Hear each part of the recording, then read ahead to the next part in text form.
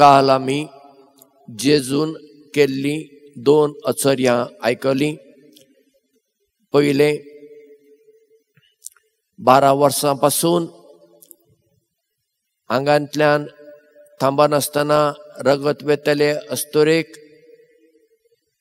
ताणें बरी केली. आनी उपरांत सिनेगॉगाच्या अधिकारीच्या घरा वचून मेलेले ताचे दुवेक परत्यान जिवंत केली. आयच्या वांजेलांत आमी जेजूचे आनी एक आश्चर्य आयकलें. लोकान ताचे लागीं एका मोन्याक हाडून उबो केलो. जशें हांवें हाचे आदीं सांगलें आसा, जुदेव लोकांचें त्या काळाचें चिंतप दर एक पिढा एका देवचाराक लागून येता.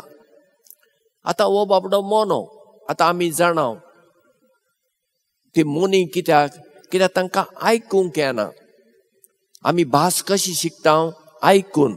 जर म्हाका कान आयकूंक येना म्हाका उलोवंक येना.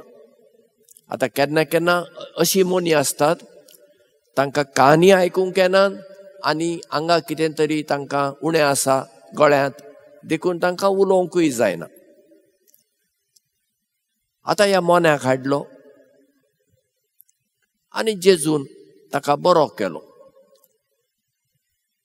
आतां थंय 2 प्रकाराचे लोक आसले. एक सादो लोक आनी लोक अजाप जावन म्हणालो, असले इस्रायलांत केन्नाच आमी देखूंक ना. म्हणजे तांणी जेजूची तोखणाय केली, जेजूचे विशीं ते बरें उलयले. आनी एक पंगड आसलो फारिजेवांचो. खुशाल जावचे सुवातेर ते जेजूचेर आरोप घालतात. वो देवचाराचो मुखेली आसा पळय ताच्या नांवान देवचार काडटा. आनी जेजू कितें करता? आपणा विशीं बरें उलयल्ल्यां कडेन कान दिना आनी आपणा विशीं वायट उलयल्ल्यां कडेन कान दिना.